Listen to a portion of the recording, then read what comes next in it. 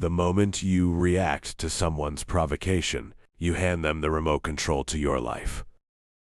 A guide on how to disrupt your peace, an immediate authority over your emotional state. Most men walk through life with their nerve endings exposed. They treat every comment, every late text, every subtle slight, and every piece of disrespect as a prompt that requires an immediate answer. They believe that by reacting loudly, they are showing strength.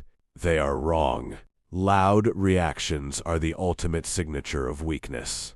It tells the world that your internal state is incredibly fragile, that a single external word can shatter your composure. But there is a different breed of operator, the man who has mastered the art of non-reaction.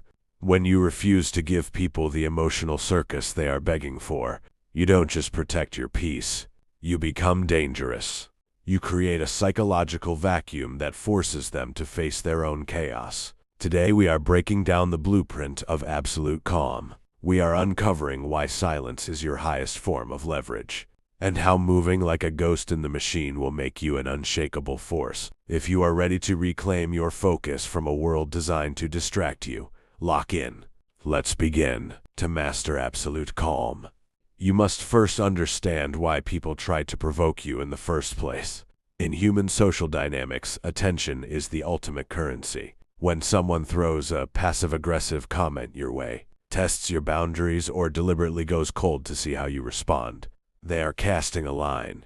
They are fishing for a reaction. Why? Because your reaction provides them with information. If they pull away and you panic texting them repeatedly, demanding answers or getting defensive, you have just confirmed that they hold the higher position on the board. You have shown them exactly how much space they occupy in your mind. You have made yourself completely predictable. Robert Greene, in the 48 Laws of Power, notes that the moment you show emotional turbulence, you lose all strategic advantage. Your anger, your frustration, and your desperate need to explain yourself are gifts to your opponent. They use your own energy to throw you off balance.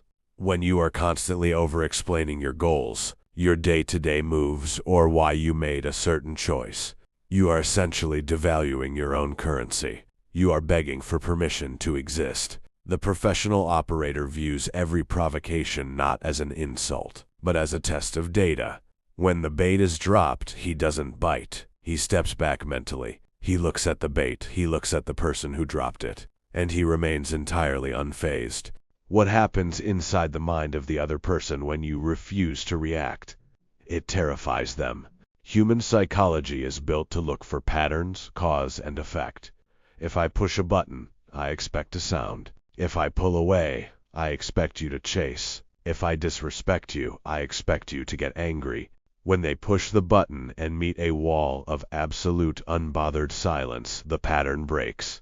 The machinery of their mind jams.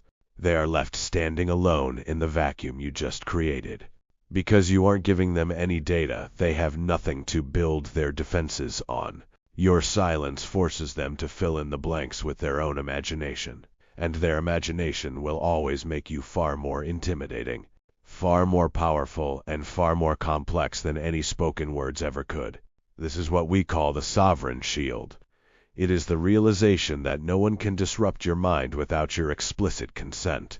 If someone sends you a message designed to get a rise out of you, and you leave it on read or respond hours later with a single neutral sentence, you haven't lost. You have completely shifted the gravity of the interaction. You have shown them that your internal world is infinitely more powerful than their external noise. You become an enigma, a destination, not a casual choice. There is a massive difference between being a victim who stays quiet out of fear, and being a sovereign man who uses silence as a boundary. Weak silence is passive-aggressive. It's the silent treatment used to punish someone while secretly desperate for them to notice. High-value silence is what we call the clean cut, when someone consistently takes your presence for granted, tests your boundaries, or treats your energy like a cheap commodity. You do not throw a tantrum. You do not write paragraphs explaining why they hurt your feelings. You do not warn them. You simply remove your presence, permanently, silently. You move like a ghost in the machine. One day you are there, providing an anchor of comfort and strength, and the next, you have vanished from their emotional landscape. No announcement, no drama, no lingering threads. Think about high-end design or emerging technology. The most valuable platforms, the most exclusive clothing lines, never beg for your attention.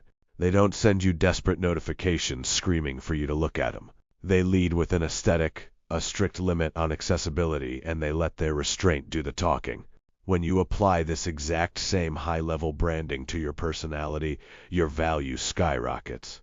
People realize that access to you is a privilege that can be permanently revoked without warning if they do not handle it with respect. Achieving this level of composure is not a trick you pull out for a weekend game. It is a fundamental way of being. It requires you to decouple your ego from the immediate scoreboard of life. Every single day you will face micro-tests, a text message that goes unanswered for hours, a colleague taking credit for a small idea, someone cutting you off in traffic, an individual trying to get a reaction out of you online or in person to see if they can break your silence. The amateur treats every single one of these moments as an emergency. He burns his mental battery, spikes his adrenaline, and wastes his creative focus chasing these tiny distractions. The senior operator looks at these tests and smiles internally. He realizes that the matrix of the world is constantly trying to pull him out of his zone of power.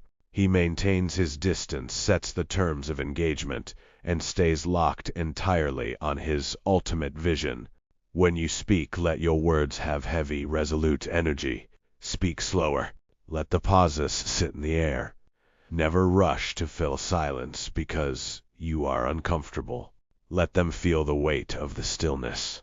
Most people in this modern era are utterly terrified of the stillness. They fill their ears with noise, their screens with endless scrolling, and their lives with shallow drama because they are afraid of what they might find if they sit quietly with themselves. But you're building something different. You're cultivating a mind that is structured, disciplined, and entirely self-possessed. Stop being an open book. Stop closing the gaps where mystery and attraction grow. Let your absence speak far louder than your words ever could. This is the path of the silent presence.